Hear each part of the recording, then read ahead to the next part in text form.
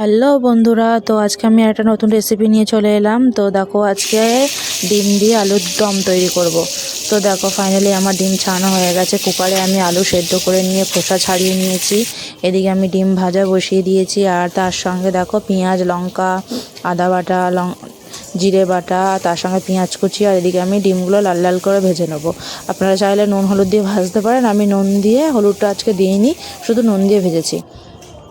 তো দেখো, আমি ডিম ভাজাগুলো তুলে নিলাম, আর এদিকে আমার পেঁয়াজ কুচিও দিয়ে দেবো এবার। তো চলো বন্ধুরা, কড়াইতে আর একটু তেল দিয়ে এবার একটু ফোড়ন দিয়ে দিই। তো ফোড়নে দেখো আমি কী নিয়েছি।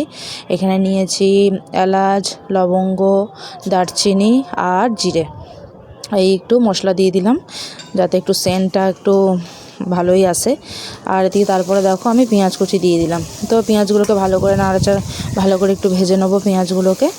তো ভেজে নেওয়ার পরে তারপর তোমরা দেখতে থাকো, সঙ্গে থাকো, পাশে থেকো, আর ভিডিওটা কেমন লাগলো অবশ্যই জানিও।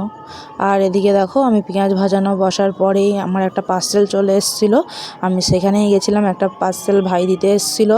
তো চলো দেখিয়ে দিই তোমাদের এই পার্সেলটার মধ্যে কি আছে। তো এর জন্য তো তোমাদের পুরো ভিডিওটা দেখতে হবে। আর দেখার পর পার্সেলে কি দেখলে তোমরা অবশ্যই কমেন্ট করে জানিও, আর কেমন হয়েছে সেটাও বলো। তো পার্সেলটা দেখো। তো ভাই যেহেতু খুলছে, তার আগে বলে নিল যে দিদিভাই আপনি একটু ভিডিওটা করে দিন, কারণ এর মধ্যে যদি ভাঙা থাকে তাহলে তো চেঞ্জ করা যেতে পারে, আর ভিডিওটা না করলে তাহলে তো বোঝা যাবে না, যে তাহলে তো ওনাদেরই দোষ হবে। তো দেখো, এখানে পার্সেলটা প্রায় এতটাই টাইট হয়ে রয়েছে যে খুলতে একটু টাইম লাগছে। তো তোমরা পুরো ভিডিওটা দেখতে থাকো, সঙ্গে থাকো। দেখো দাদাভাইটা খুলছে। তো লাস্ট অবধি খুলতে না পেরে এবার ওদের চাবির সাথে একটা ছোট্ট করে চাকু আছে, সেই চাকু দিয়ে এবার কেটে বের করতে হবে। মানে এতটাই টাইট হয়ে রয়েছে যে খোলাই যাচ্ছে না প্যাকেটটা দিয়ে, প্রচণ্ড টাইট হয়ে রয়েছে। তো ফাইনালি বেরোলো দেখো প্যাকেটটা। আর উপরে তোমরা ছবিটা দেখে নিশ্চয়ই বুঝতেই পেরেছো। ননস্টিকের কড়াই অর্ডার দিয়ে দিয়েছিলাম, সামনে যেহেতু পৌষ পার্বণ আসছে, এটা কাজে লাগবে। আর দেখো, জিনিসটা সুন্দর এসছে, কোনো ফাটা কিংবা ভাঙা কিছু ছিল না, খুব সুন্দর, দারুণ হয়েছে জিনিসটা। তো দেখো ফাইনালি তারপর আমি চলে এলাম, যেহেতু পেঁয়াজ ভাজাটা বসিয়ে রেখে দিয়ে আমি চলে গেছিলাম। তারপর আলুগুলো দিয়ে ভালো করে একটু ভেজে নেবো, লাল লাল করে আলুগুলো। তারপর দেখো আমি মশলা দিয়ে দিয়েছি, এখানে আদা, জিরে, লঙ্কা বাটা, নুন, হলুদ। তো এবার আলুর দমটাকে ভালো করে কষিয়ে নেবো। আর সেন্টটাও কিন্তু খুব দারুণ বেরিয়েছিল। তোমরাও কিন্তু বাড়িতে এরকম করে খেয়ে দেখতে পারো, খুব সুন্দর লাগবে, ভালো লাগবে।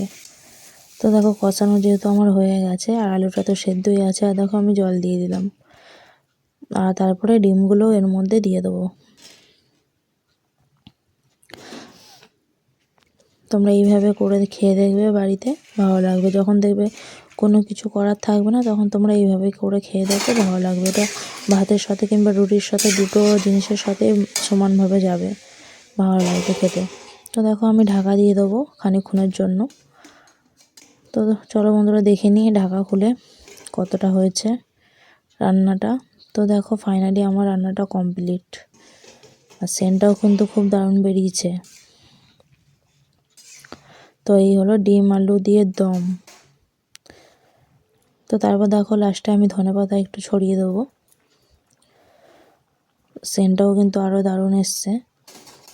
তো তারপর নুনটা আমি দেখে নিয়ে নাড়াচাড়া দিয়ে তারপর আমি নামিয়ে নেবো। তো পুরো ভিডিওটা কেমন লাগলো বন্ধুরা অবশ্যই জানিও। তো দেখো ফাইনালি আমার তরকারি রেডি, আলুর দম, ডিম আলুর দম। তো বন্ধুরা কেমন লাগলো পুরো ভিডিওটা জানিও। তো তারপরে আবার একটা নতুন ব্লগ নিয়ে আসছি। তো বন্ধুরা টাটা, সকালে ভালো থেকো, সুস্থ